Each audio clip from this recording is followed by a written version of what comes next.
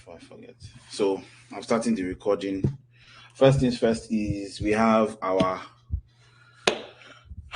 quiz winners sitting on the podium, top of the mantle. We have Simply Steven. This platform does not have like smiley for clapping hands. Simply Steven. The second is Inyoluwa. The third is Joy. The fourth is Samuel. And the fifth is Emmanuel or Jomo. So these are the top 5 people from the quiz of last week. Probably before the end of the whole session, this will be like midterm. This is like midterm tests.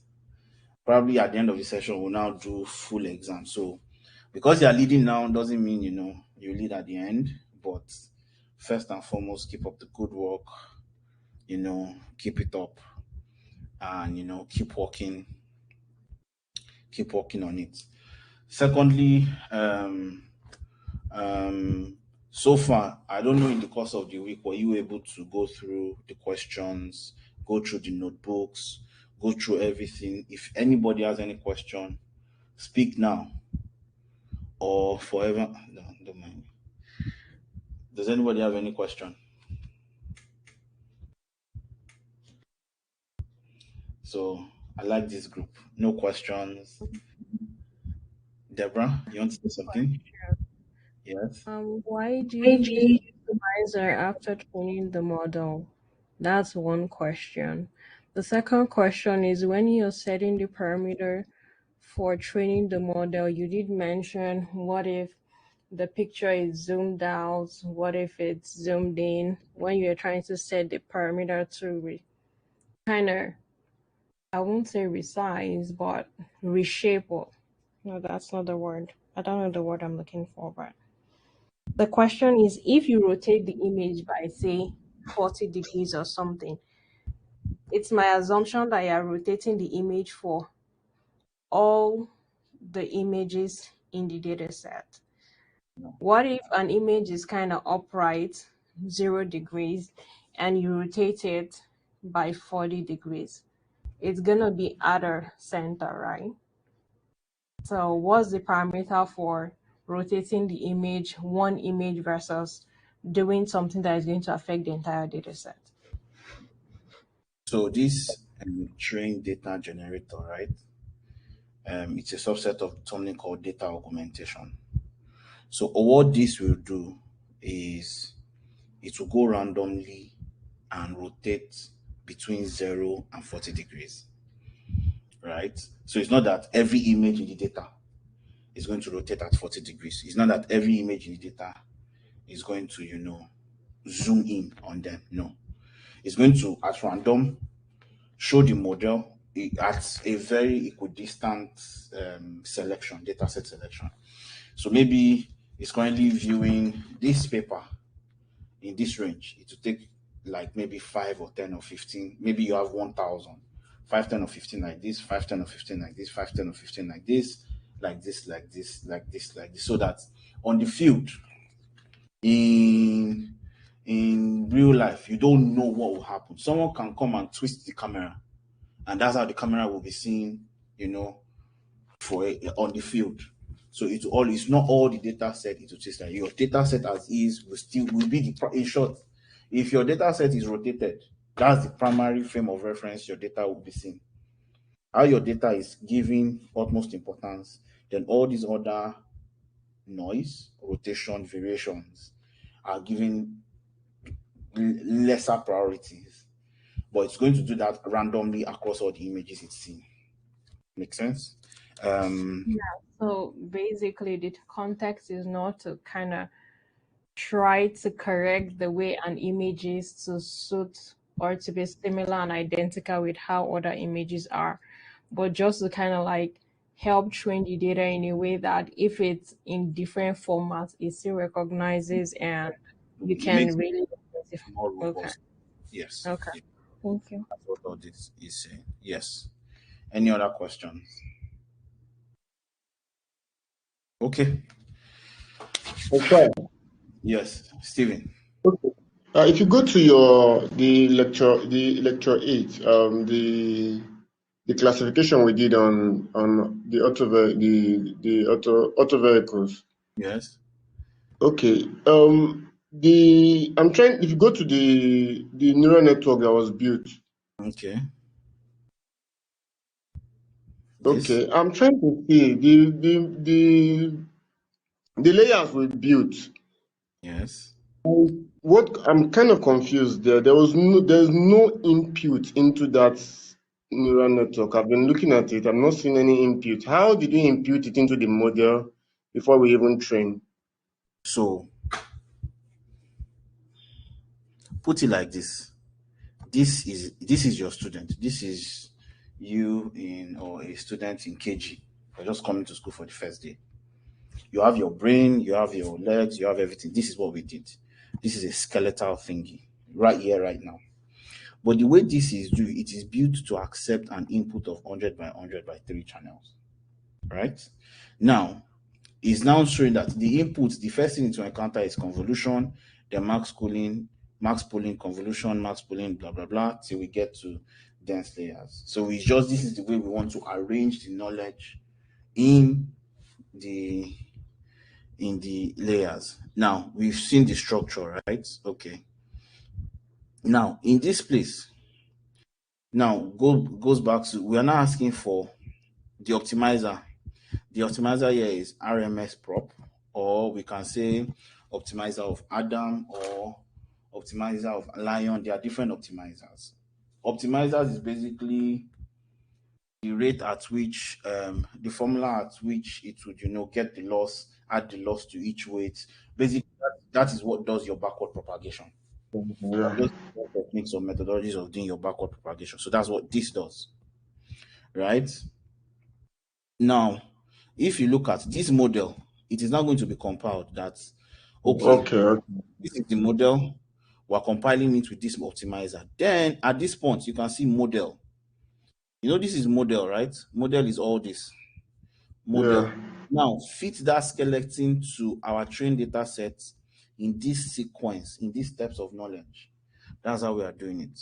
So in the first epoch, it will receive some set of data, it will see the training data, and the model will be fitting. So all the weights.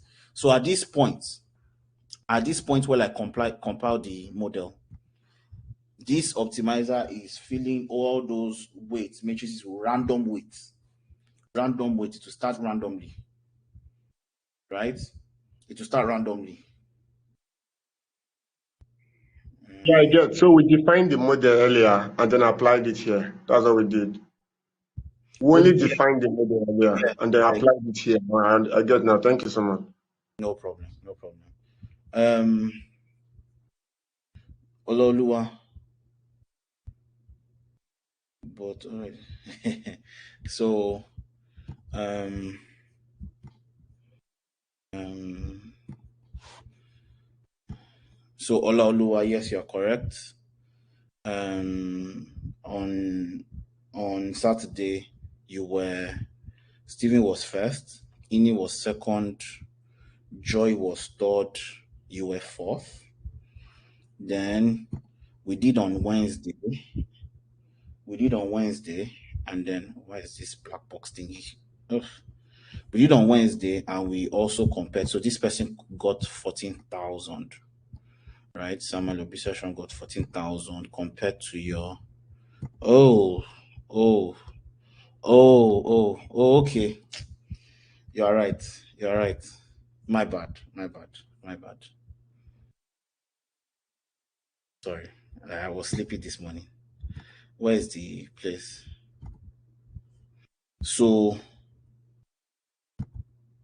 I'm sorry, Emmanuel. All right. So I'll just correct this.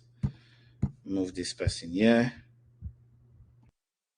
And then you are very correct.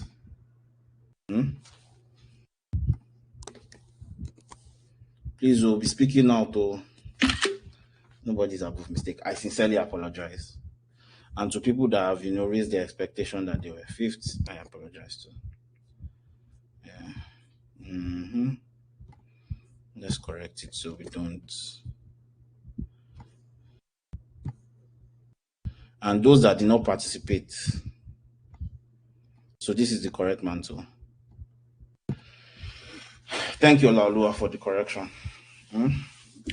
Um, okay, so are we ready to proceed? Are we sure? Today is going to be a roller coaster. I apologize in advance, but we're going to move very fast. No, I don't though. I don't though. Right. So now let's go. We are not even, it's so crazy today. We are not going to do any slides. We are going straight to notebooks. Now, there are some things that I earlier did not touch that I feel will be good. First things first, we talked about regression models, and regressives are used for finding numerical prediction.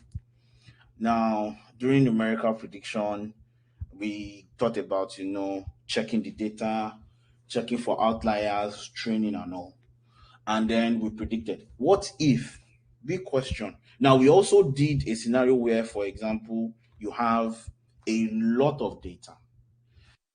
So that this thing will not go off. Where you have a lot of data, say 1 million columns, right? If you have 1 million columns, who can remind me the technique we use to check the most important features we should use? Who can remind me? Let's go PCA. Ayomide. God bless you. God bless you. God bless all of you. Now, PCA or something called RFE. PCA or something called RFE, which is called PCA is called Principal Component Analysis. RFE is called Recursive Feature Elimination. Quick question. Can you see my video? Can you see the video of me? Hello? Yes, we can see you. Okay. Sorry, my feedback wasn't showing. Okay. Yes, Okay. we can see you. Okay. So now,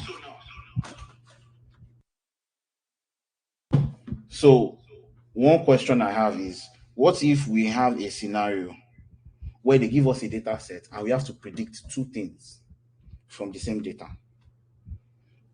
So before, in previous classes, we have had scenarios where they'll give us cigarettes per day, age, education, stuff like that, and predict their cardiac or in 10 years if they will have heart disease, right? Just that one column. What if in a scenario they give us house prices, car prices, different prices. They now say, predict if this person will be a millionaire. One, predict if from this same data, predict this person will have heart disease. Predict three things. They can ask you to predict three. They can, basically, if your regression output is supposed to classify more than one thing, what do you do? Right? I don't know if you understand the scenario I'm trying to make. So let's go through this example. This data source is from here, so you can get the data anytime. So we do the default libraries as we've always done, right? Now, this is very simple. This is probably the easiest application of knowledge. We read the data. So the columns, there are about 26 columns, right? Now, I'm going to do something. Yes, there are some little techniques, just some little techniques. I'm going to reread this, and this. Ooh. Oh, okay.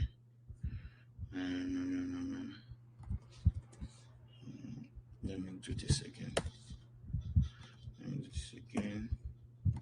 Let me put 5.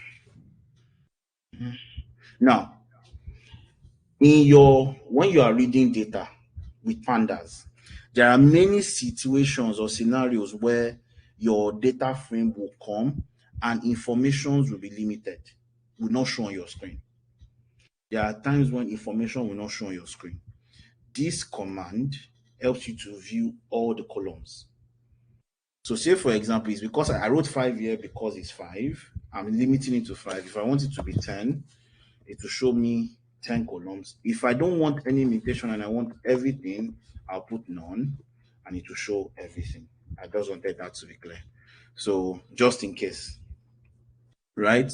So now this shows all the columns. Now, the analyst that worked on this file is very hardworking. instead of her or him to put letters or alphabets, they went to write everything in words. Two, two, two, four. You understand? Front, this number of doors. Instead of them to write two, number of cylinders, two, two, different things like that. Now there are some things, so we need to. So now in this scenario, they want us to predict, perform regression to predict the number of cylinders and the price. They want us to use features from these slides to predict number of cylinders and the price. Now, in this stuff, we're not going to stretch so much focus on accuracy of the model, but basically how to clean your and be able to, prepare for things like this, right? So now, first things first is, what are the columns? We've done all this. Columns, there are this. If I want to know how many features are there, it's what, 26, but I'm classifying two things. So there are actually 24 columns, 22 things I need to classify. The two things I need to classify is number of cylinders and price. Now, this command, right, is trying to tell us, say for example, we have a data set. That data set is alphanumeric. So it has some columns are alphabets, some columns are numbers. This one is here to tell us which one of the columns are numbers. Which one of the columns are numbers. This is just addition. We've done data preprocessing earlier. So you're still going to check each column. You're still going to use describe. You're going to check top. You're going to check tail. You're going to check the mean. You're going to print all the distribution. Check if there are any outliers. All that, I'm considering that we've done all that. Make sense? So now this is just some extra things that you can do in your pre-processing to see it. So so all these are numeric ones, right? Now, the other non-numeric ones, like make, file type, number of doors, number of this, is there a way we can encode it such that they will become numbers? This is the command. Now, right now, for all the columns that are not in this place, right? For all the columns that are not in this place, change them to number. Every feature you see on them, change them to what? Numbers. Now, it does not now mean that 4 here will automatically turn to 4. No. It means that it will change all the 4 to an aggregate number of maybe. So if it sees FOUR as 0, every FOUR it sees in that column will become 0. If it sees TW as 5, it would give it a unique identifier that is a number as 55555 across board. That's what it means. Do you understand? So that's what this is doing. Take all the columns and make them numeric and give each value in that column a unique numeric identifier. And that's what it's doing. So if I come here now, make is 164. So if I come here, all these nan, 164. So I have dropped nan. I think I dropped nan. Yeah. Or I will drop nan. So 164, 168. So make 0001. So if you look at number of, is it doors? Number of cylinders, this is 2, right? But number of cylinders is actually 4, right? So 446 is what? Hold on. Oh, because I removed. Okay. I removed none, right? I removed none. So these first 3 are out. These first 3 are out. So it is 6, 5. That's why it's 2, 1. Okay, so I'm coming. Let me do this. Yep, and do this. Okay. So the nuns are still there. The nuns are still there. So if you look at number of cylinders, 2, 2, 3, 2, 1, right? 2, 2, 3, 2, 1. So 5 is 1. 4 is 2. So it looked for a numerical identifier and gave it to each value is seen there. So far, make sense? Hello, please. I need feedback. Not really, sir. Not really. Okay, Makes please. sense. What's your question, Samuel?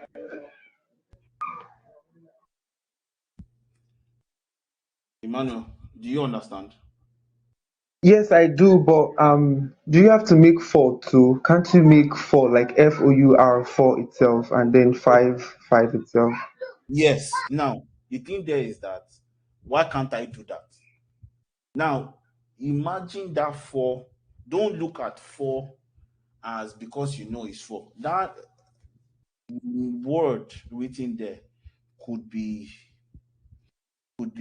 genotype, could be AA, AB. Wait, I don't know what are they. AA. What is the other? AA, AS, SC, XE. I'm mixing blood group with genotype. It could be anything. So you are affiliating that alphabet or that word FOUR because you know there's another representation of it, right?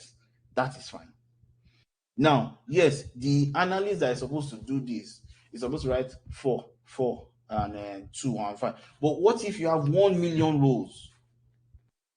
What if you have 1 million rows? What would you do?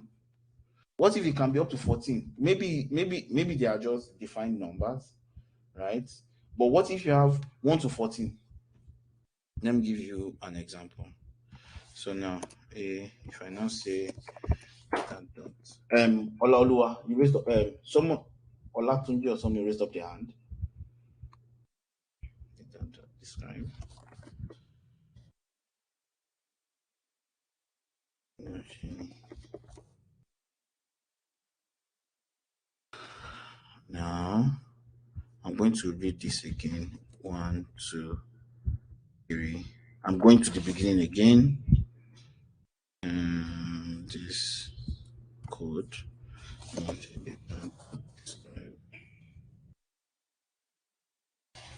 Now,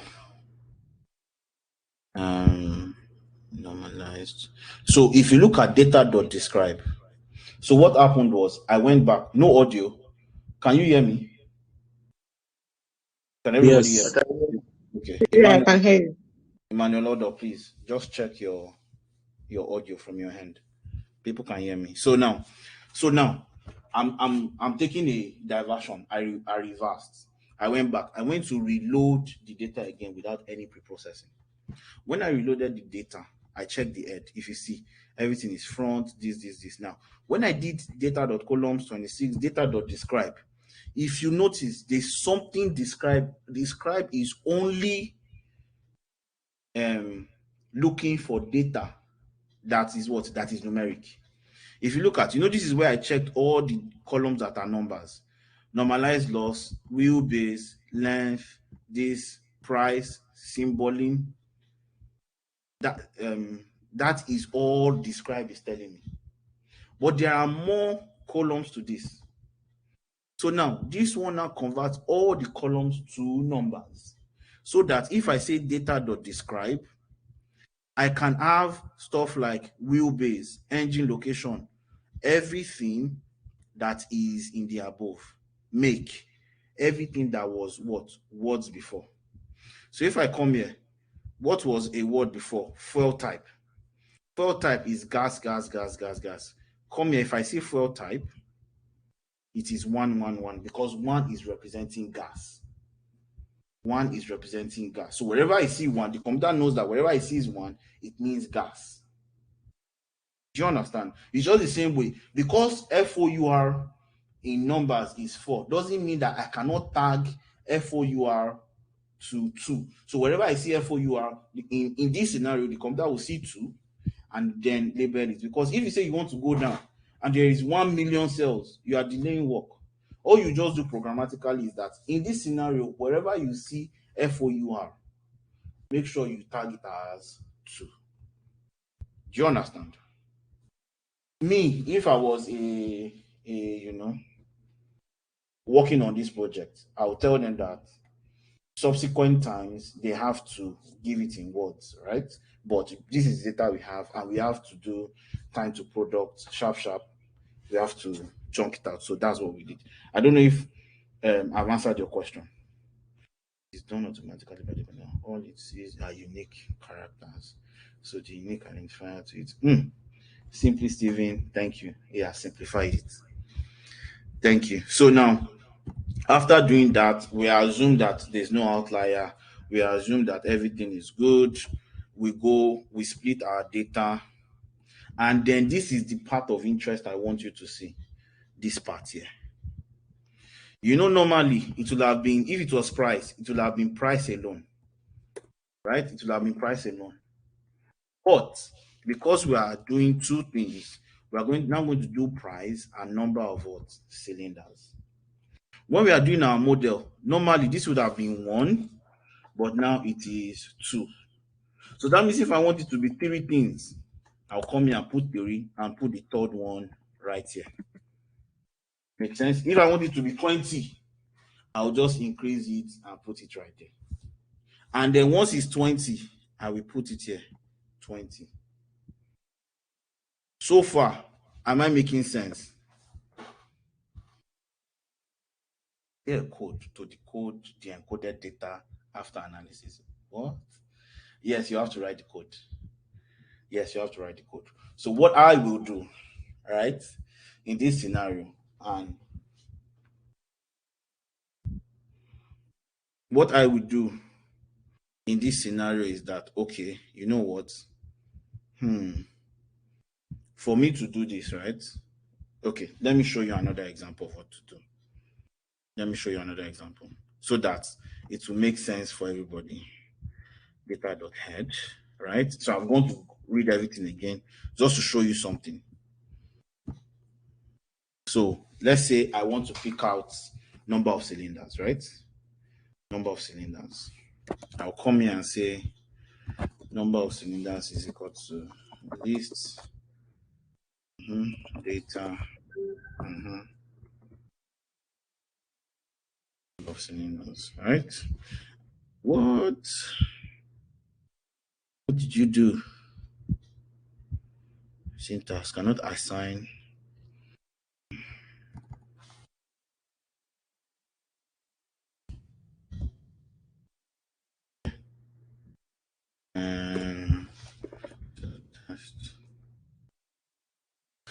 So we can see this is what it is. There's 444, there's 6, there's 8. How many data do we have? We're going to have length of tests, right? So what you want to do, right? I want to see if I can correct it. There are 205 rows. There are 200. Imagine it can be a million. It can be a million. So the number doesn't matter. But I want to find the unique numbers. The unique numbers of tests. There are only 7. So there's 4, there's 6, there's 5, there's 8. There are only 7 unique ones. So if I want to print the 7 of them, these are the unique values that make. You can see that they were repeated. Please let me know if I'm making sense. So, Joe. Yeah, I'm following. So if you look at test is a column of repeated values. 4, 4, 4, 4, 4, 4, 4, 4, 4, 4, 4, right? Now, but we can find those unique values. So 5, 2, 4, 12, 3, 8, 6. Those are the unique values in that column. Right? So now, some of you are like, we want 4 to be 4, we want 5 to be 5, we want 6 to be 6. No problem. No problem. So all I will now say is this, right? And please go through your Python. No, that's foundation of foundation. So I'll say for I in test, right? I'll say test placement is equal to a list. I can say that I in test, if I, because I know there are 7 things. Imagine if there are a million unique things. I will continue with the way, if I is equal to 4. Right? This is long because this will now extract dot append, right? So that's 4. If it is equal to 2, append 2. If it is equal to what? I've done 4, 5, right? F-I-V-E. Append what? 5. If it is equal to this, what's the next one? 12. Append 12, right? If it is equal to what? 3. This is long. There are other automated ways. Can you create a function? Yes, I can create a function to do it. We did not cover function creation in this class. That's why I'm showing them this method. 5, 3, 8, 8, and then lastly 6. There's another way I can write this code in 4 lines, right? I can write this code in 4 lines, but let's just see this. So now 4, 4.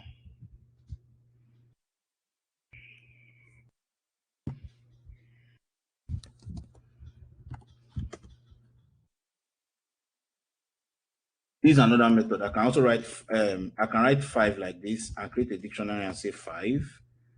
Do this and say 2. Do this and 4. Do this and say 12. Do this and say 8. 3. Do this, say 8. Do this and say what? 6. Whichever one is good. We're going to use the 2 methods and say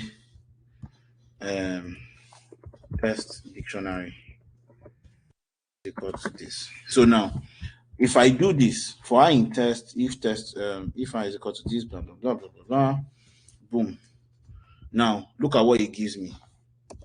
I'm going to say for I in range length of test, so that some people will quell their mind. Print test I, comma test rep I. So we have successfully been able to what? Say convert 4 to 4, 4 to 4, 6 to 6, 4 to 4. And now we can now say that at least you can see the evidence. We can now say that data number of cylinder is equal to test rep. Now, if I come to data, data.head, the last column will be 4, 4, 6, 4, 5. You can do that, but that is long, right? Because number one, this is because we have just seven unique identifiers. We have very small numbers. Imagine, there is 1 gazillion or data from 1970, and this person has made mistake from 1970. You understand? You need a way to automate it. You understand? And let's say the unique numbers is maybe 800 or 5,000, and there is no pattern to it. So it can be AA, AC, AM, AV, AU. Do you understand? All you need to do is you look for a way to encode it the way we've always done it. Now, I used if else, right? I can also use this to achieve the same thing. Let me just use dictionary so that won't be a waste. I can use this the same thing. I can say for I in tests, right? Tests basement 2. Is all the Python developers in the house? They are just laughing. Oh God, why did they do like this? Strep.append.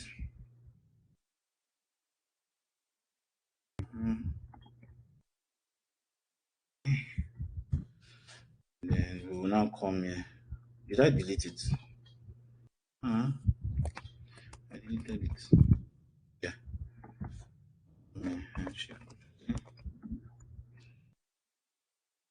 Come on. Yes. Yes, sir. Sorry, sir. I want to ask, how do I access the The document. Which document? That's the model. I mean, the model we are trying to work on. I'm trying to use the other device to so that I can follow up with what we are doing. You want to access? I mean, yes, what Oh, we are working on, that's on this note, the Google Colab.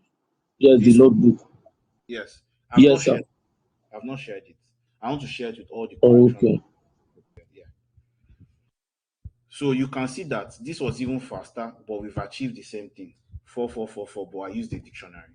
Yeah, I used if else or L if. I didn't use else, but we can use a dictionary too. And we achieved the same thing. So I can also save this as a variable. But that is a digression. So far, we're on the same page. Are we on the same page? Is everybody? Are we aligned? So now, um, Yes. yes. So you can create a value of your own because, but like I said, you just use the computer will just match the unique identifier to it, and that's fine. And then this is just the same way, and then we train.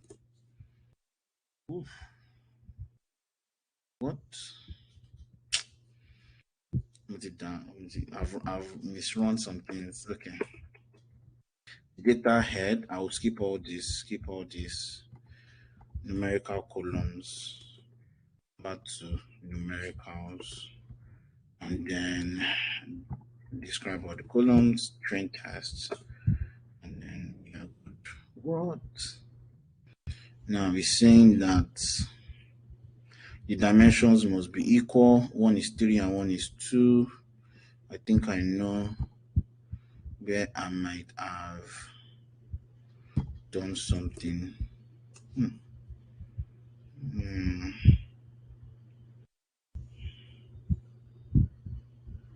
Hmm.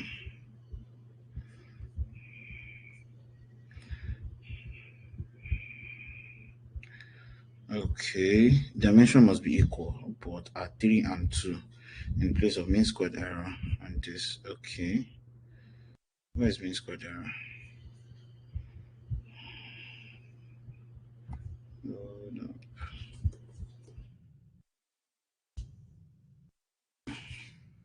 Sorry, the dense layer. Oh, makes sense. God bless you. So that's it. I'm just training for very small epochs because we don't have processing power. So I wrote 3 here. Short. I'm coming. It is always good. Always good to. It's always good to automate.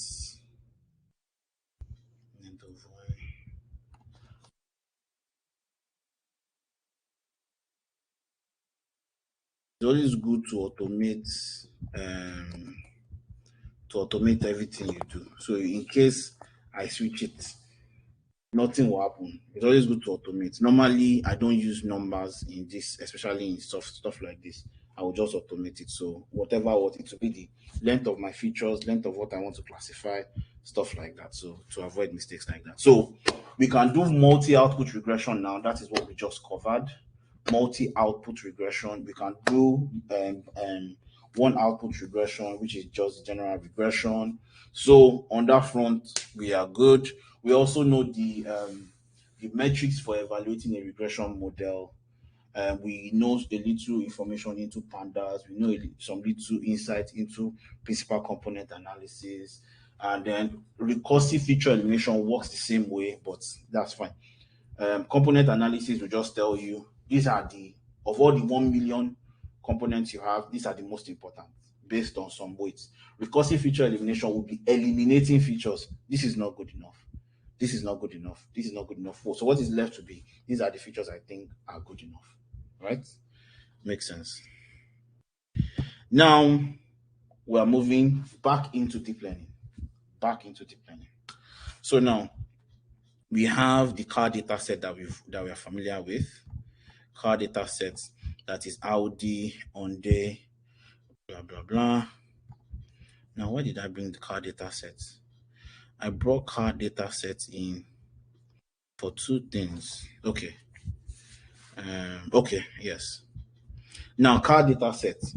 What we did, we imported relevant libraries, we checked the data, we did the data generator, it gave us 7 classes, we did the model, we did the optimizer, and then we trained. Right? So far, are we good? Samuel, you raised up your hand.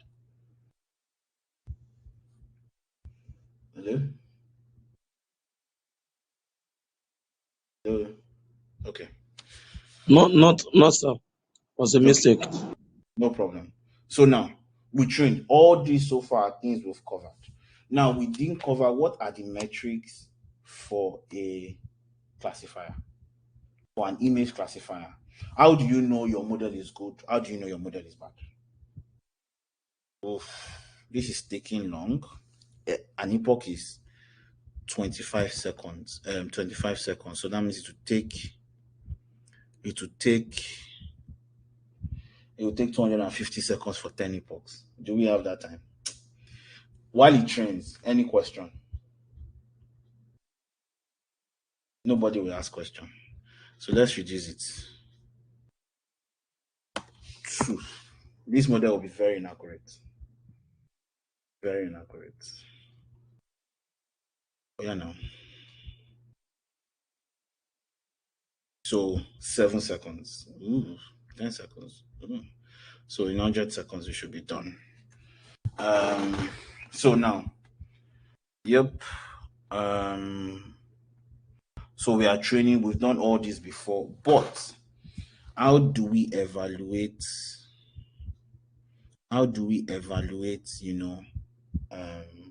Our data and see that this model, from a metric perspective, it is what? It is a good model, right? So there is something called confusion matrix. There's something called classification report. Now, in my experience, I don't like confusion matrix. Why? Confusion matrix will say your model is confused, but when you try that model in maybe 1,000 images, you will see that um, it is doing 89% correct. It is doing 95% correct. But the confusion matrix will say, this model is not good. Confusion matrix is like a wicked teacher. Let me give you an example.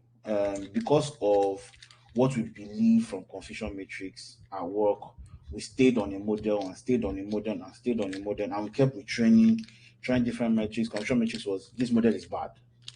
And then one time we're like, okay, you know what? Let's just see the model in action. We tried like 5, 6, and the one that I said was bad was doing so well.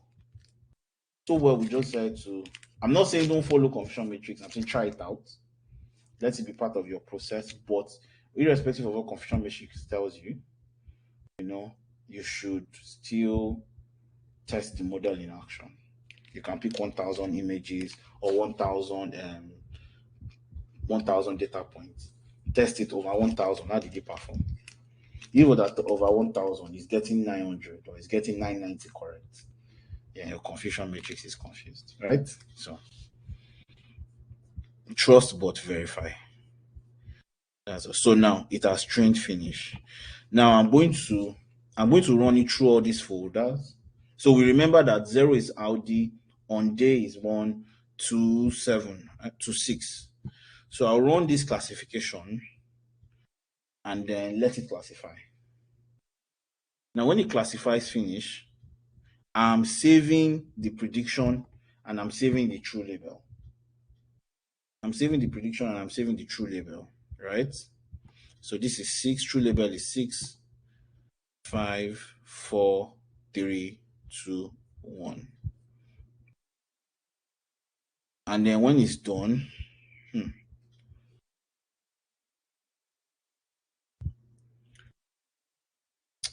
something is looking fishy.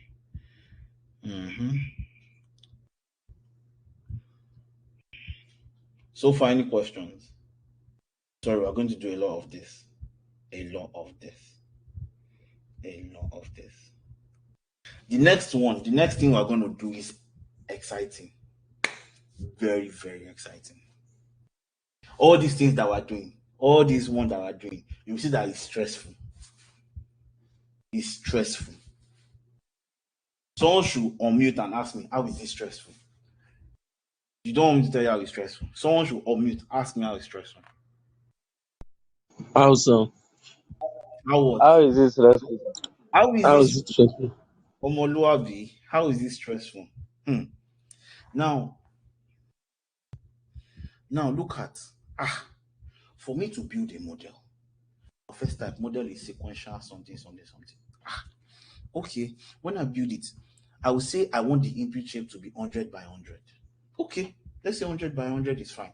You know that if you buy TV and you buy TV of 95 by 95 inches, and you buy TV of 40 by 40 inches, and you buy TV of 56 by 56 inches. I know somebody has TV of 80 something inches, right? Now, if you buy those TV, which one do you like to watch movie in? Right? If you go to the cinemas, the biggest screen, because it has so much pixels, you can see so much detail, you can see everything, right? But now we have reduced that image to 100 by 100. No problem. Now, so if the image pixels was 1000 by 1000, we have now cut off how many percent? From 1000, we have removed 900. A lot of those pixels that have critical information that the model can learn from, you have removed it to 100, because by shrinking it to 100 by 100, you have removed it. But you have you have right to do that, because how long will your computer analyze the 1000 by 1000 pixels? That's a lot. You don't have that processing power, neither do you have the time. Because all these models are supposed to be working in milliseconds. In a second, before you blink and wake up, you have done like 5 classifications, right? Good, no problem. Let's say we leave it at 100 by 100. Let's say we don't have that control. There's a reason why we want it to be 100 by 100, because we want 100 times 100 is what? 10,000. It will analyze 10,000 pixels in less than a second, right? No problem. But how do I know that this place is 32? How do I know that this is 3 by 3? How do I know that it's 2 by 2? Normally, we're supposed to be experimenting. Try 3 by 3 here. When you try 3 by 3 here, try 5 by 5. Try 11 by 11. When you check here, 2 by 2. How are we sure that the pooling is 2 by 2? Why not 3 by 3? 64. So all these numbers that are in the model, they are called hyperparameters. How do we know the best hyperparameter to use? Does that make sense? How do you know? How will you know? Who is the person that is telling you? Now, when we now look at the model again, where is it? Oh, I didn't show it. This should be done. If you look at the model again, this model is what? 10 megabytes. 10 megabytes. That is big. Oh, I wish I can show you. My stuff is not here. Many people look at your 10 megabytes. Well, there are now a lot of very small hardware, right? Very, very small hardware. When I was in OAU, they showed us one of the first computers that came into school, and that computer was like 10 megabytes. And the school was rejoicing. At that time, big computer. But because of semiconductors and stuff, things have reduced in processing. Now you can have 10 megabytes even on your phone, right? Gigabytes on your phone, right? But there are some architectures that megabytes is a luxury. Kilobytes is a luxury.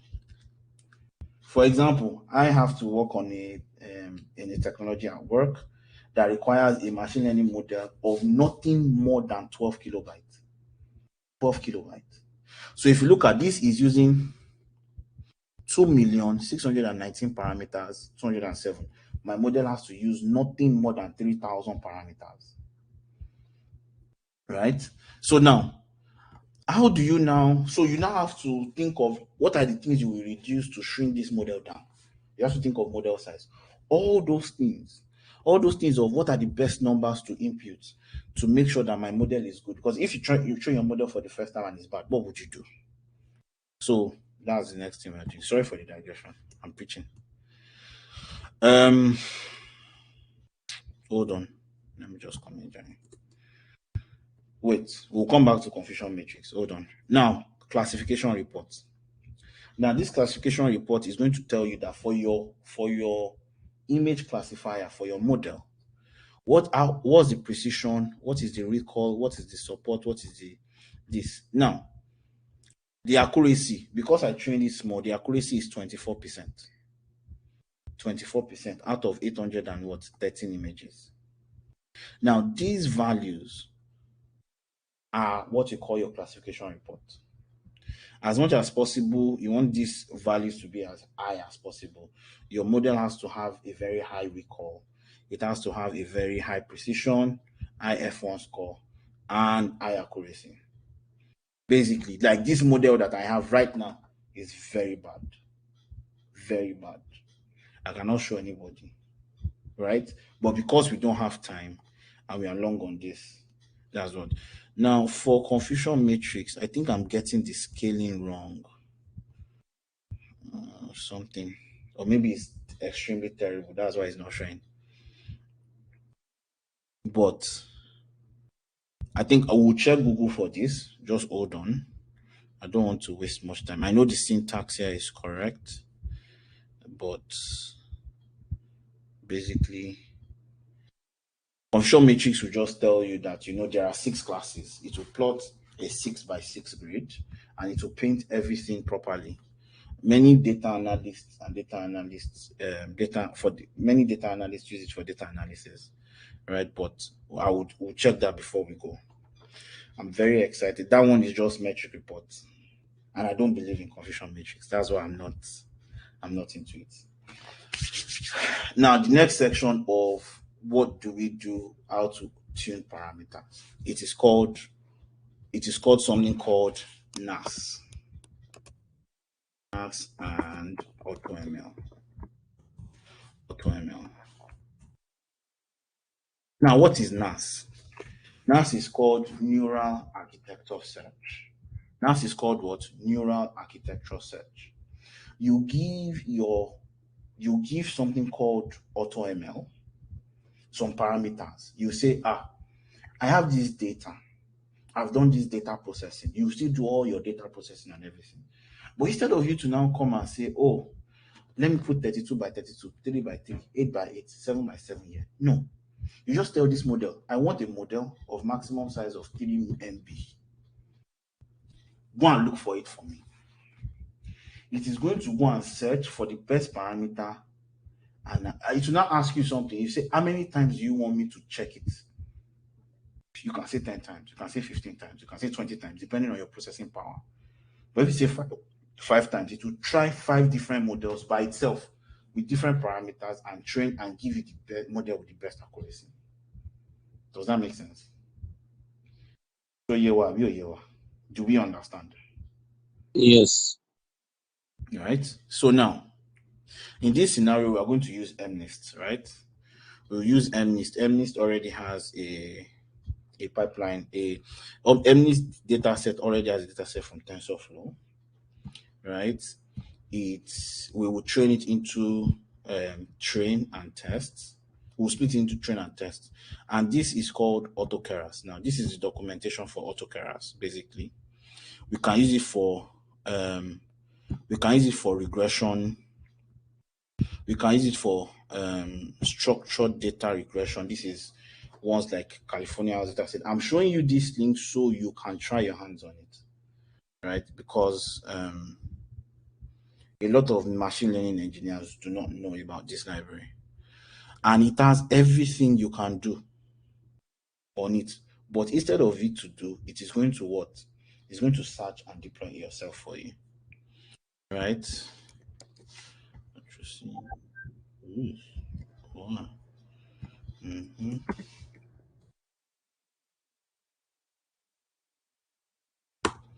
Yep. Now, after doing that, see, now I'm telling you that now use AutoKeras, use image classifier, override the model. I want a maximum trial of 1. Maximum trial of 1. I want number of epoch to be 5. get me the best model. Now, I just told it one trial, right? One trial. And it's going to start. Look at the model it's building for me. It's building a layer, normalize, convolution, convolution. So yeah, it's using all convolutions for me. And then a dropout layer. It's telling me that my learning rate is 0.01. My optimizer is Adam. I'm using a dropout of 0.5, right? I'm using a flattening layer. I'm using a convolution of 64. The output of the convolution is 64. Output of the convolution is 32. Dropout of 25%. A max pooling. Max pooling here is true. Conv block of 3x3. So this is what I'm using. So this is running a trial for me. So you can see that I am not doing anything like this. Where is it? I am not doing anything like this. Do you understand what I'm saying? Hello?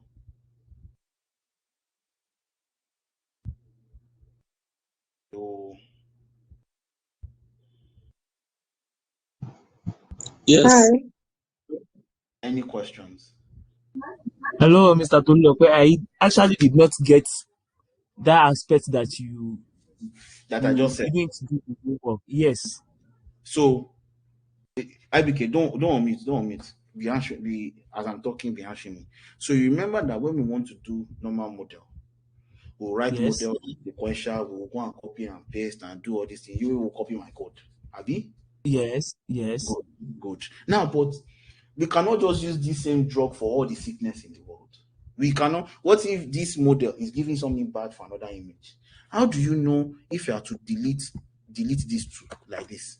How do you know if this will work? Or if you are to add to it, how do you know? You don't know. It's for a lot of time it is trial and error. You guess. Let's increase the layers. Okay. Did it increase in accuracy? Let's reduce the layers. Let's increase this channel. So if this is 64, why can't I put 128? It will still work.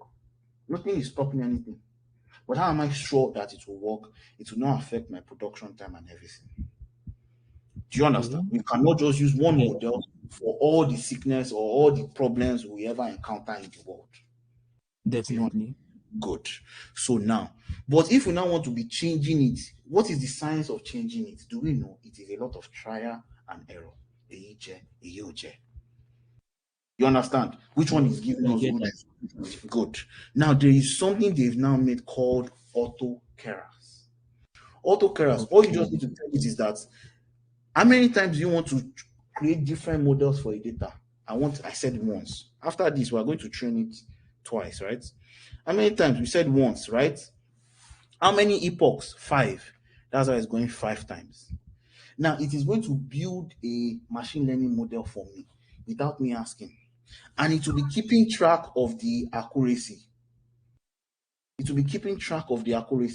Wow. So I didn't write model is equal to sequential. I did not write conv1, conv2, conv3. It went to write it itself. It said the first one is the what? Image.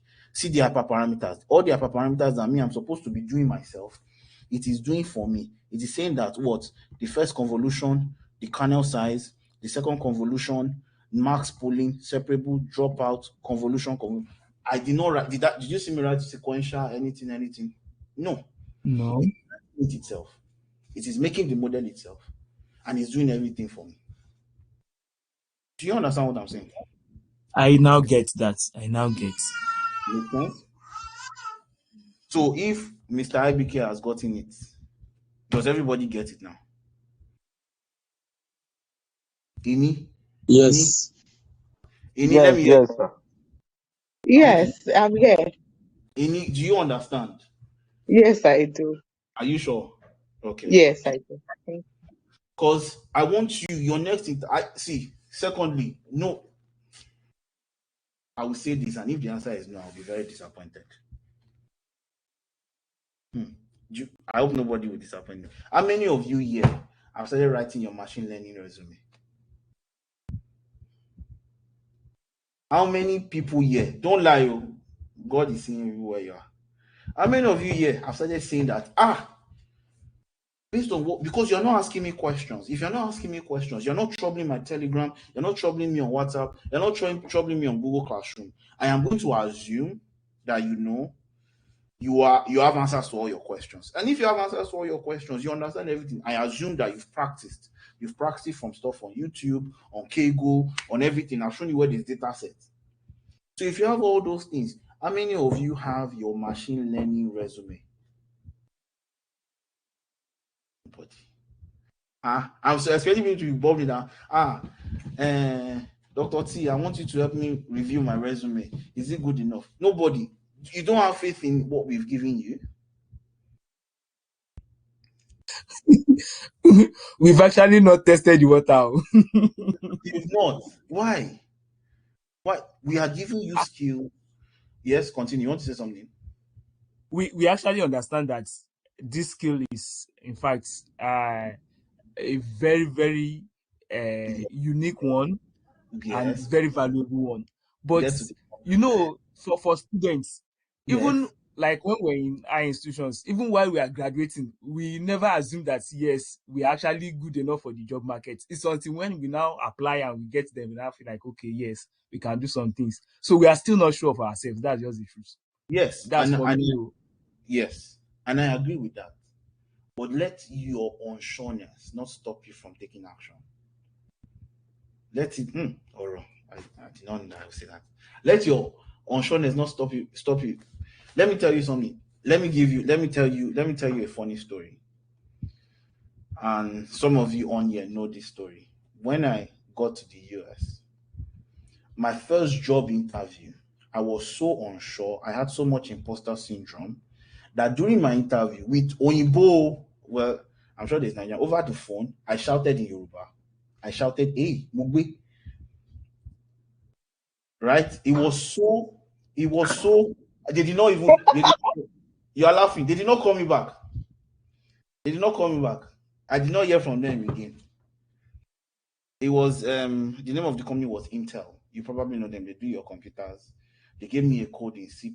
I wrote it. First time it ran very well. It ran. It was okay. But they said that my code was not efficient. I didn't even know I would write the code. They said my code was not efficient. I used too much if loops for the code and everything. So while I was trying to optimize it, I just ran the code again. All my results, it just jalo kilele mugbe. The people like, hello, what'd you say? Hey, I'm sure, because in Intel there are actually many Nigerians. I'm sure a Nigerian was part of that interview crew that would just be like, I'm embarrassing him. But that didn't stop me. If I show you my school email, the amount of week in, week out rejections I have, the amount of is part of the preparations. Not what is there? What is there if they say no? Come along. There was an interview I did. 5 minutes. It is an interview of 45 minutes. It was with Instagram. 5 minutes into the interview, I already know that I cannot pass this interview. He just brought one code. I wrote that code. Is in my email. He just brought one code. When I brought the code to my friends, it took us 3 days to solve it. See, that was what we wanted to solve in 45 minutes. 3 days. We were just looking at each other. So, how is life in the office? Oh, how do you do? I was like, okay, so advise me, how did you become good in your software? For the 45, we're just talking. I know that they will not contact me back. That should not stop you. If you're not good, just announce yourself out there and be ready for rejections. Because what is important to you is that you only have one. You just need one to work. You don't want to work in 10 places now. Now you're a laborer. You want to just let one work. And once one work, the confidence you will have to attack another one. So don't, and by the through the grace of God, right? The day they came for me, that I have passed through many interviews. Once so no. The day yes came, yeses came. Yeses. That there are people on this call that help me that Ewonimamu, Egbami, Ejo. What are the metrics to put to do this? So people like, wala is equal to totally or no. Yes, so don't bother yourself. And let me tell you the truth. The truth is I'm still in your shoes. There are still skills that when I see the stuff on and I'm like, can I do this? But no, just go for it. What's the worst that you will get? No. So I'm putting it to you that before the next week, use ChatGPT. Go online, and that's why I started the class with a link on LinkedIn. Go online, copy a job description, paste it on ChatGPT, and tell it create a resume for me. Go and apply for remote works in machine learning. You have all the skills, but go and practice, please. So everything, all these results is for on practicing. Go and practice. Go to all the notebooks I have shared with you. Dio, you raise your hand up. Hello? It's a mistake, sir. Sorry. No problem. Yeah. Yeah. So go and what? Go and practice. It will be all the Chinese that you people want to compete with. I've never passed an interview with a Chinese person. Maybe one. They are good. There was one I did with Chinese. He solved the question while on the interview. He solved the question for me. Those people are not slowing down, and we want to create armies, machine learning, artificial intelligence armies, that when they are seeing Asia, they are mentioning Africa. And that's why we want you to be what is that syntax? Sorry. I want to change something so that this will train faster. So it's almost done. 128 seconds. I'm going to change this, place this here. So the next one will train faster. Right? We want to train armies. I want to be that out of... Hello, sir. Yes, please, Samuel. Please, sir, what's your name on Telegram? I mean, on LinkedIn. What's my name on Tolulokpe or Detola? There's no two of us. I'm just joking. Okay. All right. I'm using an old photo, but you see my face. Yeah. It's an old photo, but do you understand? So everybody from now, what we have given you so far, from Israel's stage to my stage, right, is what enough for you to apply for mid-level if you are serious. But worst case, at minimum, right? At minimum, entry-level machine learning engineer. What are you waiting for? Don't let these opportunities pass you by. I'm going to pause. So now, if you look at it has done one. I'm going to stop this. And there's something interesting I want you to see. Now, look at this result. It has done one trial. In that trial, it trained it for 12 minutes. In that 12 minutes, it set the validation loss. So it's using based on error. The validation loss is what? 0.04. That's 4%, right? 4%. So that's the best so far. The best so far is 4% in accuracy. Now it is training another one. If you see, the epoch has started again. I'm coming. Let me see. Let me make this 3 steps by epoch 2. Steps by epoch 2. Yeah, this should make it faster. So now it's going to go several iterations. You can just go and sleep.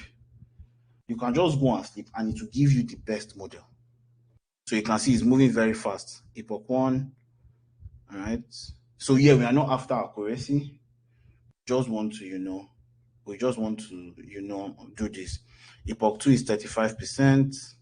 So the validation loss is 33%. Come on. So you can see the blocks have changed. 3,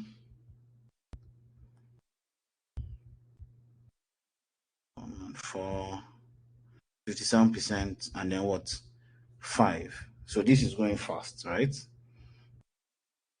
5. Now, if you look at the validation loss here, it will pick this one. This is the first trial, right? So you can see it's a search. That's why it's called NAS, Neural Architecture Search. So now, it has done the first trial. This is the validation loss so far. It's going to do another trial again, trial number 2. It has changed it. It has done. Now look at to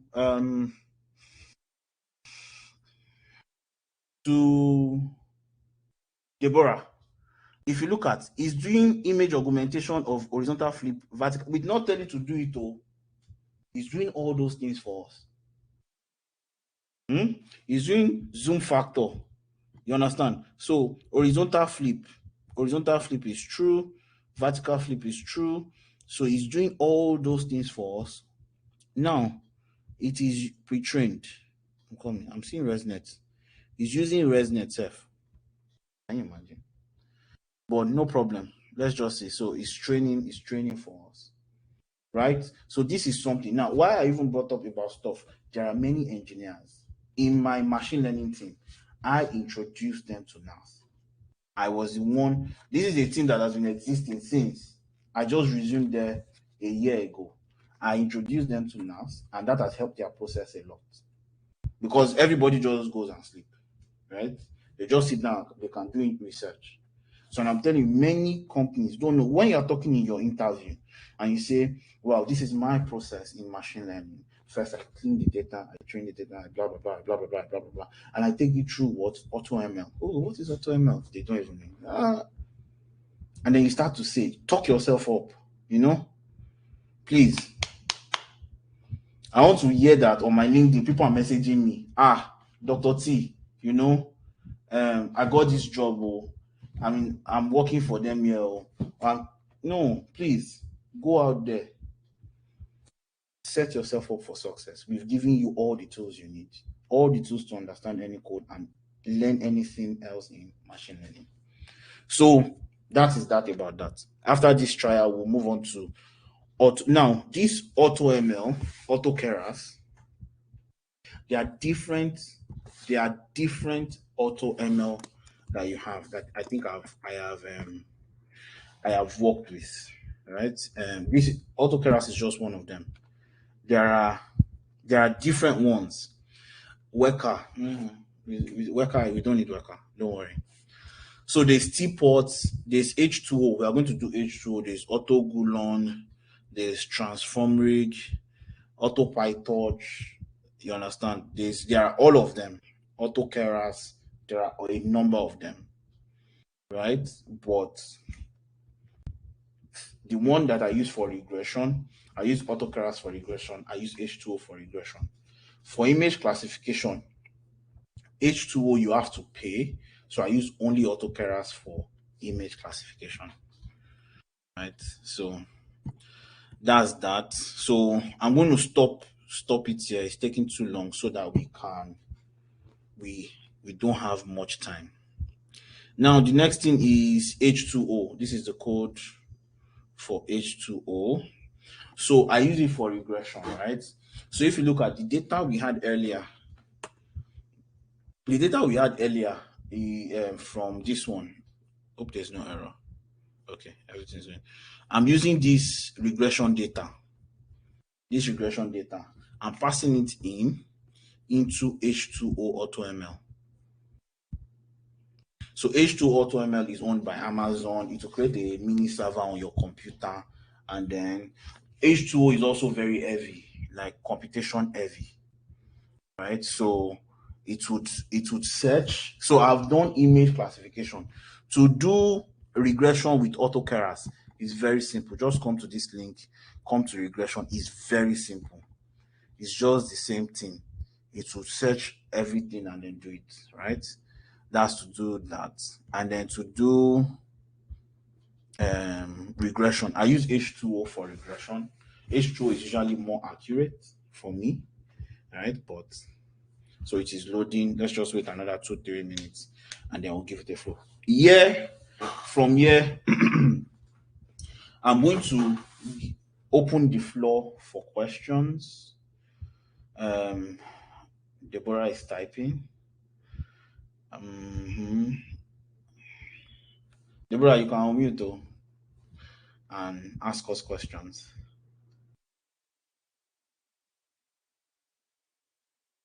So while Auto, Question. Yeah. Can you add to the note the recommended machine learning algorithm to deploy for problems like regression? Like for instance, you said you rather use Keras for a regression problem versus using it for an image classification, something of that nature. No, so what I meant was there are different AutoMLs, right? Or Mm-hmm. math architectures. Now H2O is what I primarily use for my regressions. They give me very Mm-hmm. accurate view of my data. But Mm-hmm. H2O for image classification, you have to pay for it. Oh, So that's why I don't use it for image classification. Now, AutoKeras, I use it primarily for image classification. You can mm. also use AutoKeras for regression. It's free across all spectrums. So So why AutoKeras don't you use autokeras for for regression? AutoKeras is generally H2O generally for regression gives me very good results. Mm. Generally, after testing both of them. Like, can you add that as a tip in your notes and say you'd recommend this Okay. um algorithm for this Everything problem? is yes, no problem. Everything is personal preference, right? But yes, I will do that. Okay. So right now, we will evaluate AutoML and then I'll open for questions. Today will be I want to cry. My last task with you guys. Oh, Ah, uh, you I, mentioned audio classification. Are we gonna do that? am going to give you an assignment of it. I will tell you the flow. So this is the notebook. Um, I was having some library issues, but I'll fix that and share the notebook. But I will tell you the general flow. I will also send you the link of the video to use for it. If you have any questions, I will know if you are serious or not. If you have any questions, you let me know. It will buzz me, right? But I will still be in every of the classes. I will be there, but now I will be either attending to the chat or just learning from Mr. Israel, right? I want to open it up for questions from across Python to pandas to deep learning to AutoML, right? Because um, many of these lessons I plan them based on what I apply now and based on what to me, at least on the field, right, have been game changers for me, right? So, Mm. yes, Ini, what do you want to say? Oh, Deborah, who talked? Yeah, I had a question. So basically, after training most of the models we've trained, at the end of the day, it comes up to like a few megabytes or something, and you say it's too large. So Yes, how do we end up? What are the metrics for training a model? Like you said, you worked on one and the requirements was a few kilobytes. How do yes. you end up training your model in such a way that it's small enough to satisfy what the requirements are? Given So, the yeah, giving what? given the fact that most of these models are kind of predefined, like the auto ML generates it automatically, what can you do to reduce the data required to process, um I guess for processing? I want to show you something that I did not had. Coming. So, first thing as a machine learning engineer is you are supposed to ask what are your design requirements, right? What are your design requirements? There's something I'm supposed to add that I have used. Mhm, mhm, mhm, mhm. I'm just looking for the syntax. So, first things first, you're supposed to ask for your design requirements. So, say for example, if you are designing a model for Android, you can even go as far as kilobytes or megabytes, even gigabytes, because your phone can handle it, right? Don't go for kilobytes but megabytes. Can I ask my question on Telegram whenever I hang writing my codes, please? Yes, Ini. Whenever I'm writing code, please feel free to reach out to us on Telegram, on Instagram, anywhere. You're free. So you asked for design requirements. So one of the design requirements was that the maximum space allowable for code on this architecture is 6 kilobytes, is 12 kilobytes. Knowing that, that will now go and dictate the size of the model I will use to train. I can start training from 1 kilobyte to 2 kilobytes to 3 kilobytes to 4 kilobytes to 12 kilobytes. You understand? So your design requirement will tell you what you want. So those are things that once you start asking, once they give you a project and you start asking questions like that, they will know that you know what you are doing. You understand what I'm saying? So now many people is bad. I would have loved to teach us, my core of my work. Core of my work is called TinyML, where we take these models, shrink them, compress them, and put them on an hardware. Those hardware will now be processing the power. So back to what I was wanted to ask. Let me just do this. Size.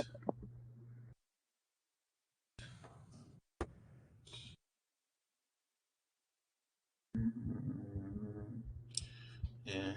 How do I constrain the model size?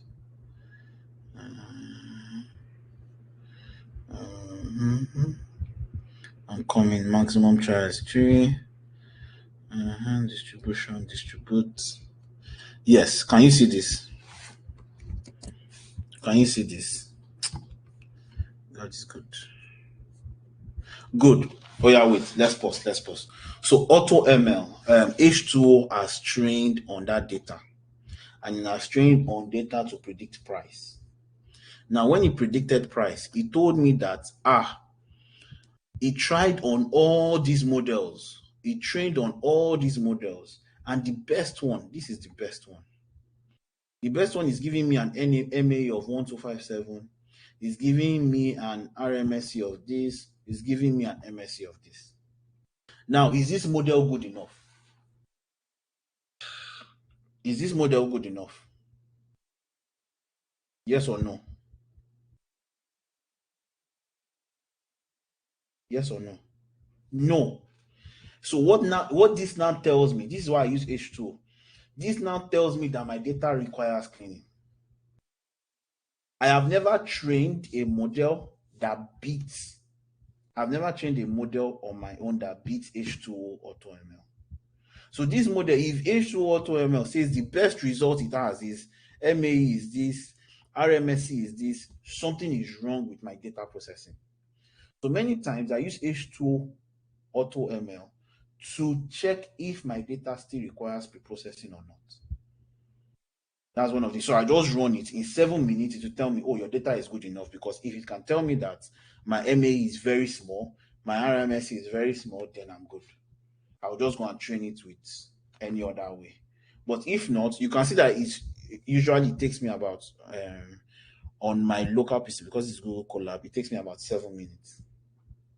And then that's why. So that was one of the uses of AutoML.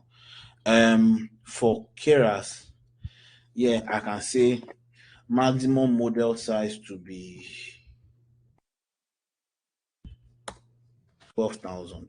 12,000 is 12 kilobytes. Right? 12,000 is 12 kilobytes. So I can say 2,000. Right? So if I say 2,000, 2 kilobytes, you will see that the size of the model it will be making will be very small. Right? So that's that about that. Thank God for messes. You can see it's very fast, very fast. Trial 2, very small model to make a very, very small model. How many epoch do we use?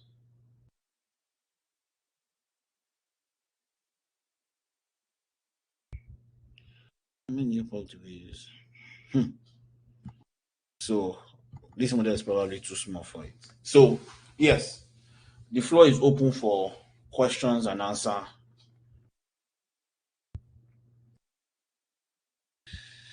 Model fit unexpected. Okay. Hold on. Okay. My bad. My bad. Nimova. My bad.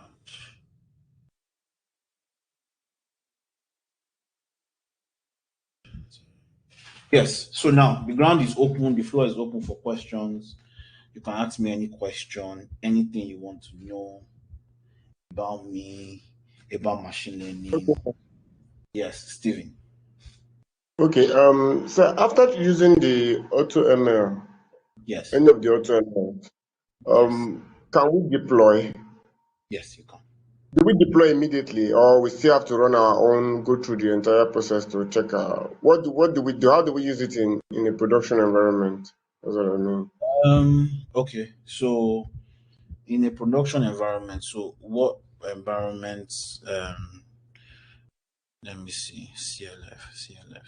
Okay. Let me take this out. One. Let me make this one. I want to use CLF to show you it is okay. Model. So let me come here. How do you deploy in an environment? Now there are different ways you want to deploy. Now you can either use TensorFlow Lite, where TensorFlow will convert it to a version, and you can deploy TensorFlow Lite on Android. You can deploy the TensorFlow Lite on MATLAB. You can deploy it on anything. Make sense? Now, is this done? You know what? Stop. Now,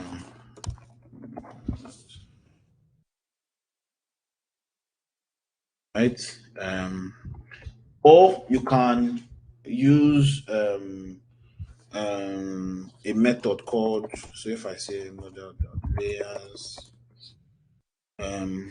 so this one will tell me all the layers I have, right? And then model dot layers 0 dot get weights. This would give me all, this is all the weights in the first layer, right? I can now find a way, like what I do, many of the concepts I do, I find a way to take these weights and write it in C++ or in JavaScript for the model architecture they want. Some of our technologies don't work with TensorFlow Lite. You understand? But many times, right? This is just a simple code. So you can see TensorFlow for mobile devices, right? So there are tutorials, you can see examples, you can deploy for Android, iOS, Raspberry Pi, right? This is autocomplete image classification. So let's look at image classification. So this is banana, let's view an Android example. So depending on the environment, there is something for it. So for Android Studio, this should just take you through all those things. Deploying on environment is literally I think the easiest part.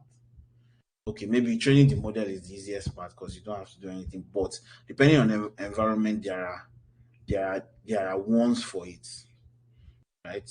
So by the time you do all these ones, I'm telling you, there are people here that don't know all these things all in all as a whole, right? They are still, we are all still in school of hard knocks. So I'm coming. TensorFlow Lite, yes. So now, ooh, I want to show you something.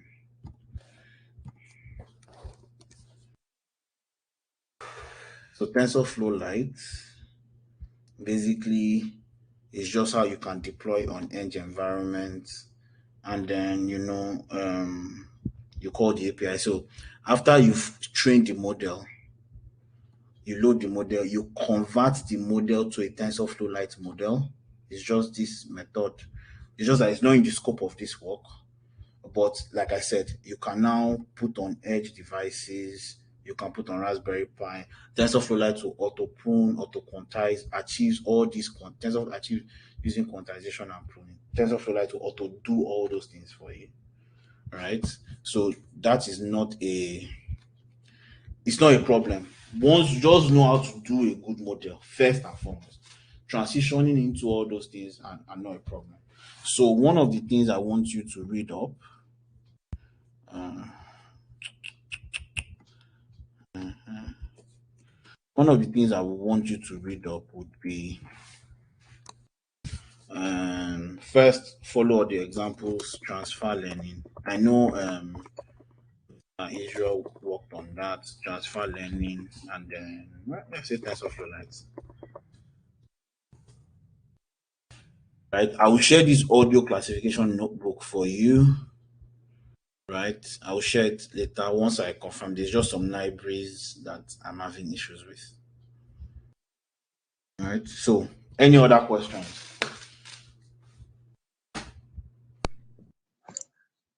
Hello, sir. Yes. Good evening, sir. Thanks so much for the good work. Thank We God. pray that God will give you more strength and more grace to do more and Amen. wisdom. Amen. Sir, there is something that I posted. I think I sent to Mr. Israel also. There is this competition from Cargo. A kind of thing for me to do on Cargo. It's about cell perturbation or so. But I found something there. Which of One of the things that they use as evaluation, they make use of mean row wise root mean squared error. what did you say? I'm trying to get it. Mean row wise root mean square error. Okay. That's MRRMSE. Mm-hmm. Okay. And I don't know what exactly it stands for. Which So of that's these what I'm trying to ask. each of these competitions are before? I Hello? mean, hello, sir. Which of these Single competitions are cell, single cell perturbation, single cell perturbations. 100K? Nice one. Now I love your confidence. Please keep it up. The leaderboard one day ago, the leaderboard has 60% accuracy. Have you submitted any model? No, no, sir. So they are I'm saying just that still trying to work on some things. um, what are the rules? These are the rules. Maximum team size of 5, full submissions for judging, maximum of 5 entries per day. I'm trying to see where you saw MRR. Where is the um, That is under the evaluation. overview? Yes, under this overview. Yes, the evaluation.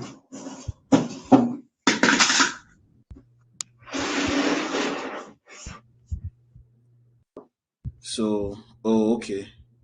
Minimize MSC is computed by 1 over R, where R is in. So they've given you the formula here. Where R is the number Okay. of rows, Y and Y are the actual and predicted values, respectively. Column J and N are the number of columns. So J are row I and J. Okay. Okay. Okay. So what you are going to do is this. So this is just something you have to code. So Okay. they are not using the default MSC RMSC, right? They are actually achieving they want to get the RMSC, right? They want to get the RMSC that we already know, but they want to get it from a row perspective, from the rows rather than from data. Okay. From my understanding, I'm just checking the Okay. high level definition of it. So, but they've given you the formula. So what that means is once you train a model, let's look at the data. What kind of data are they giving us? Is this image or data is just 37 MB? See, I like Samuel's confidence. I like Samuel's confidence. Samuel is going for 100K dollars. The size of the model is, and these are all CSV files. Just lay your hands on it, and please, if you need anything, let me know. Right? Just train a Okay, model. sir. Let's see what you have. Let's see the evaluation and submit. Even if the model is the MSC is 2 billion, submit it. Let your name be there that you participated in a cable competition. You understand? And then, of course, Okay, now sir. try Auto ML. First, try Auto ML on it. That's your assignment. Now try Auto ML. Let's see the accuracy Auto ML will give us. Right? Okay, sir. Thank you, So, sir. no problem. No problem. That's these are the things I want to be hearing. This is giving me joy. Internal entropy. Next Hello, question. sir. Yes, Hello, Stephen. sir. Okay, after using AutoML, are we Mm-hmm. going to rewrite the code in accordance with? Are we going to rewrite the code in accordance with the architecture presented by the AutoML? Are we going to rewrite it on our own No, code, or are we going to have no, the result of the Auto ML? has done that for you. You just come and say, "Oh, let me finish one." Ooh, keyboard interrupt. Okay, let me see. CLF. CLF. So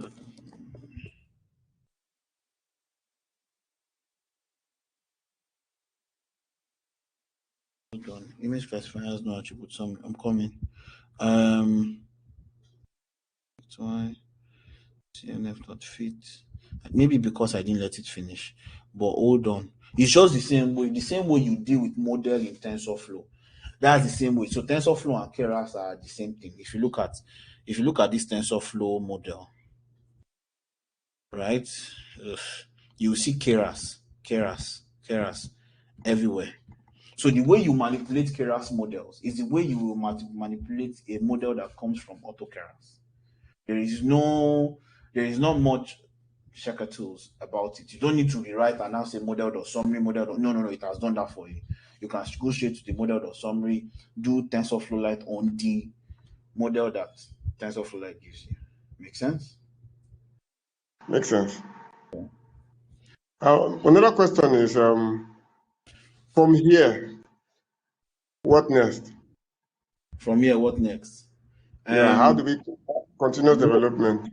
go through all the notebooks, try questions on Kaggle, be as confident as trying questions on the competitions, contribute to knowledge on Kaggle. Um, there are endless data sets for you, like and even see if you come and become. Let's look at this one. Look at the leaderboard.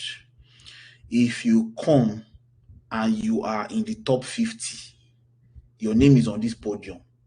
You're a star. You can even put it on your resume. Kaggle scholar. You can put it on your resume. You can put it on LinkedIn. You understand? Just put yourself out there as much and as confident and as fast and in any way. Put yourself out there. You understand? Any problem you feel that is hard, it may even be hard for me. Once you bring it for me, I will go and learn. It will improve my own knowledge. Do you understand? For the sake of, because I know there's a high tendency that someone will come and ask me questions, and I will not want to be stammering. So I'm going to, someone now has given me work. This is the kind of work that people are supposed to have given me earlier. Someone now has given me work, so I have to go and position myself that if someone come and is confused, I have to be able to answer him. So then I have to go and download that data set, check it out, and see that everything is okay. And if possible, give possible advice to someone whenever he's trying it. That's kind of work I was expecting you to do, but nobody, you people just like me. Ever for me public holiday, no problem. Okay, sir. One more question, sir. The question is, do we have to specialize as a machine learning engineer? For example, can we say, okay, I want to focus on, say, NLP or computer vision? Do we have to do that? What's your recommendation with respect to that? On the long run, at the end, you may have to, but what I have found out is whoever does NLP knows CNNs.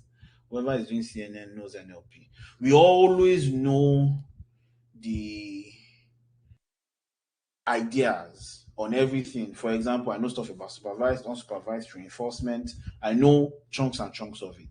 I've not been thrown in that space, but if they throw me in that space before a week, because everything is foundational, everything follows the same way. You have to train, you have to test, you have to train, test, you have to evaluate, you have to. So if I ask the same questions, everything becomes similar. So yes, on the long run, at the end, because say for example, Tesla gives you a job. Tesla is usually computer vision, right? So you naturally see yourself doing more of computer vision and by that consequently specialize. On the long run, you say Alexa, Amazon's Alexa, that will be NLP, that will be LLMs. You will know that, okay, on the long run, you will specialize in that. Usually, it's just the point of your first breakthrough. And in some scenarios, say for example, myself, I do a lot of regressions, I do a lot of computer visions, and I do a lot of NLPs at work, right? Because I cross manage teams.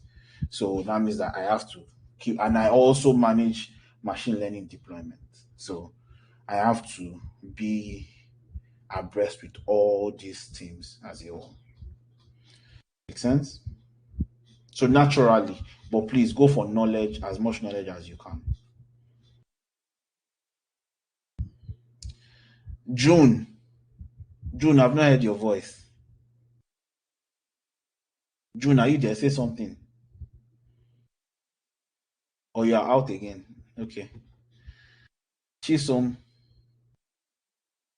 are you at work? Sorry, I'm here. I can hear you. Sorry. It's just that Yeah. I'm driving also. I'm driving and I'm I know. um I know that on I know Saturdays, that on Saturdays. every Saturday I hear your voice. So that's why I'm like, no, I can't go this Saturday without hearing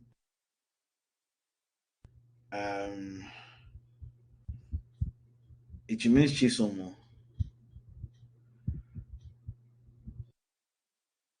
Showun. Chisom is at work. Chisom is okay. Okay. Sir, Showun. Yes. Steven. Yes, I'm here. what do you think about project management, machine learning project management? As a What is not to apply? or should I even say product management? Yes. I have a friend, he's a product manager at Walmart. And yes, he works a lot with engineers, he works a lot with people with machine learning. And if you don't know it, like there are times when a lot of things when they want to do data analytics or business intelligence insights, right? A lot of times your engineer can be telling you nonsense. And you're supposed to tell him, no, can't you use this optimizer? Have you heard of autocarers? No, oh, okay, leave. Let me work on your system. There are times when he has to, um, fold his sleeve so that his engineers know that you can't just tell me bullshit. That is one. Number two is product engineers. You can come up with techniques to automate your work. Tell you different things. What's the best operation to go at a time? Wherever intelligence is required, machine learning can find a place there. You understand? Yes, So sir. don't don't. I Because really appreciate. no problem, no problem. I dabbled into a piece of business analysis. That was how I started my career in business analysis and a bit into project management while I was in. That was my first set of job or my job.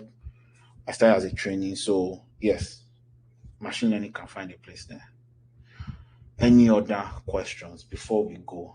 I know we have like 4 minutes. No other. Emmanuel, I've heard. Who is Alan? Alan, I don't think I've ever heard your voice. Hi, this is Hello. Alan. Alan, any questions so far?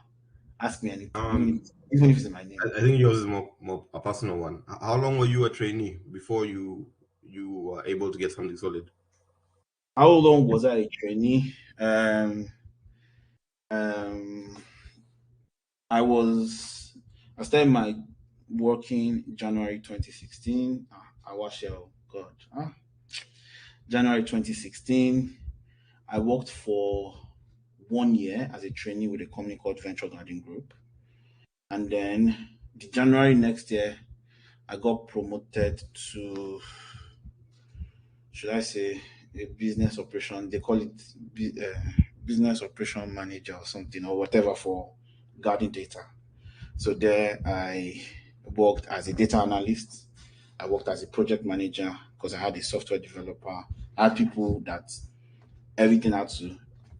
So there was all these social investment programs then when is it PDP or APC that when APC first won election. So we helped manage that. We helped feed information from the field to the vice president's office, Oshibajo. So my boss was always in the VP's office. We were always giving us instructions down, and then we do dashboard, a lot of data visualizations for teams and all. So I did that for 8 months. Then I came for my grad school. Grad school, I did my PhD, 5 years, and now I work as a machine learning engineer at Whirlpool. So that's a bit in my merry-go-round journey, right? So That sounds like you've been blessed. we thank you. We thank God, right? Thank God. I did not jump out. Home is home, you know. Home is in my heart, you know. Nigeria where I did, right? So if you notice, I don't have any change in accent. I still speak Yoruba. You know, I still, I'm not yet used to what they eat here, marshmallows and all the. I still like my amala. I still like my gbegiri. You get so. Yeah. So, any other questions before I take a bow and take my leave? Some people, Akinola, I don't Sorry, know. sir. I want to Yes, ask, like, how many weeks will that is left now for us to complete this program? I think it's about 4 weeks, 4 more weeks. All right. Okay. 4 more weeks for the program to end. I think we're moving into another set. So, like I said, so far, right now, you have skills that if you go online and you check, maybe some different architectures into data programming, Apache stack, database management. That those are the things they will say you need, but not necessarily. We have people to provide those codes for us. So, and thank you, Deborah. Uh, God bless you, sir. Yeah. So, It's Understand. nice Let's having a give it class up with you. to let's give it up to Dr. Tolu. Excellent delivery from him so far. We've all learned a lot. Thanks a lot for the opportunity to learn from you, Dr. Tolu. Israel is making me blush. Is one of the best, in the world, and that's why we just have to, make him come and pour on, add to Nigeria, add to the roots, so that we can replicate him. Once we have, another 50 Dr. Toulouse, representing us across the world, you know what that means for Nigeria, right? Mhm. So we're counting on all of you guys to, do massive exploit. And as communicated earlier, we're working with a lot of companies that will be opening up opportunities, at least at entry level or mid level. Um, the Flutterwave, the MTN, and all the big companies in Nigeria will be, giving opportunities to the best hands here, either entry level or mid level, depending on where they are. So you can represent. Mhm. Uh so after now we'll be moving on to a very very new phase of machine learning evolution, but it is getting a lot of buzz. Most application of what you would do is what Dr. Tulu has already showed you. 99% of the way you would deliver is what Dr. Tulu has already showed you, right? But there are some bleeding edge implementation nowadays that if you find yourself in the top in a company implementing some sort of bleeding edge machine learning technology, you would still be able, at least you will not be starting from zero. You will get the idea and still be able to contribute. So that's where we'll be moving on. The application is still growing, but not as wide as the regression or image classification and all those other classifications. That's what we'll be moving on to. That's the third series, and it will be taking us 4 weeks. We will kind of like squeeze it together, because if we want to expand that to 8 weeks, it can take another 8 weeks. Right? So we will give you the background, the basics, and the foundation of how to actually build and develop generative AI, right? So that's where we're moving on to next. Generative text, generative image, generative audio, and all those kind of things, right? So that's what we will be doing from next week and moving forward. But Dr. Tulu, can you please quickly conclude on the assignment that the assignment for this class?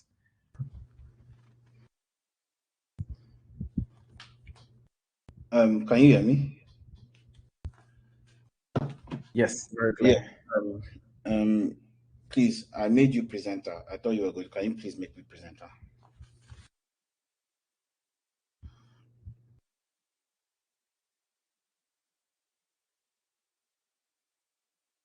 Thank you.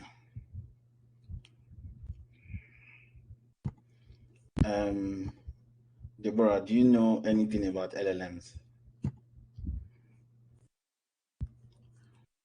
A little bit, just a little bit. That's why I'm excited. So, dabble. so first things first is, this is your first assignment. I'm going to paste the link here. This is your first assignment. Right? Now it's very easy to follow, and you have access to, so on the YouTube page, you have access to the code, you have access to the data. It tells you about this. Now, this is audio data classification. And the beautiful thing there is that, I hope he did the output. Don't mind him. Now, this is one of the things I use. People are not seeing my fine face. Now, this is one of the tutorials I use to know about audio classification, right? All it does is it turns, spectrograph, it converts audio to frequency waveforms and takes a photograph of the frequency waveform. Now, if you have, every sound has a unique frequency diagram or waveform. Now, once you have that unique diagram, all you need to do is that once you have the image, what will you do next? You can tell what you use next. You pass it to a convolutional neural network. Convolutional neural network will attach that to a label, and that's it. And that is what it did. If you look at, this is looking familiar, right? You can't, this is familiar, right? Right? Model dot sequential. Can you conclude? Yes, sir. Good. So everything from here down is familiar. He evaluated the model, he loaded other audios, converted them, sampled them, converted them to frequency diagrams, and then passed the image. He passed the image to the model.predict, and that's it. So, but the only difference is the pre-processing. How do you get the audio and change it to diagram? So that's what all these other parties.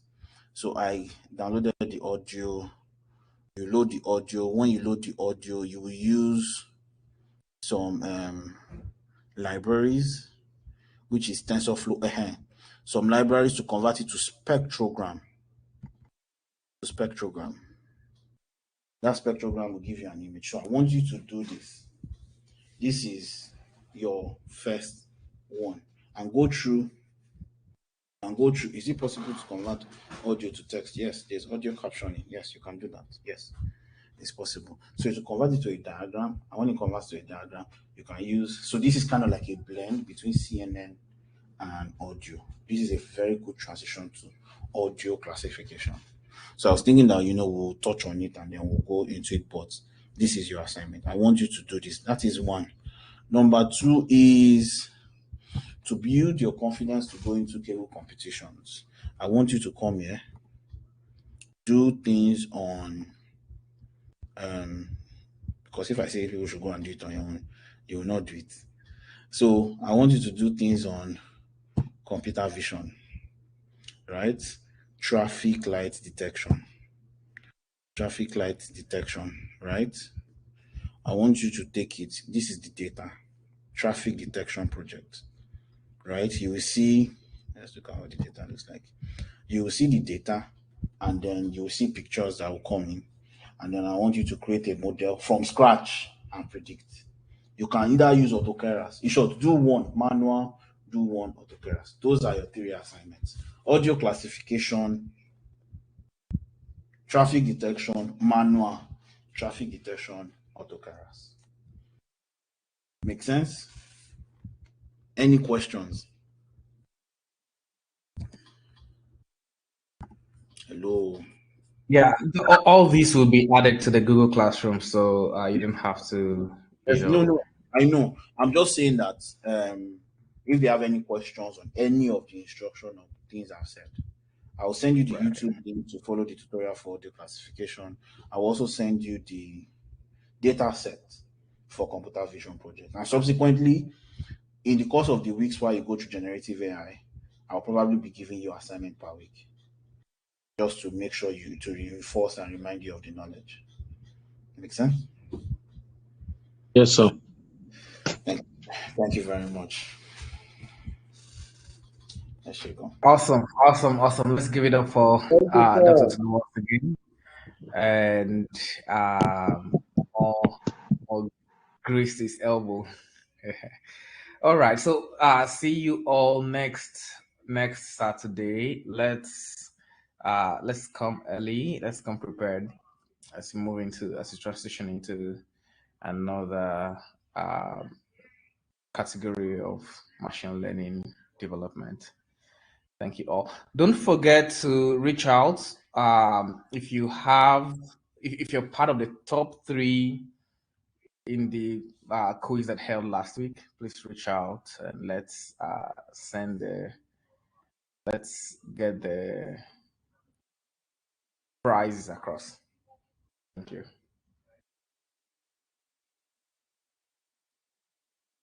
Thank you. Thank you very much. Thank you, Doctor. Thank you, Israel. I'm reaching out already. Thank you. God bless you all.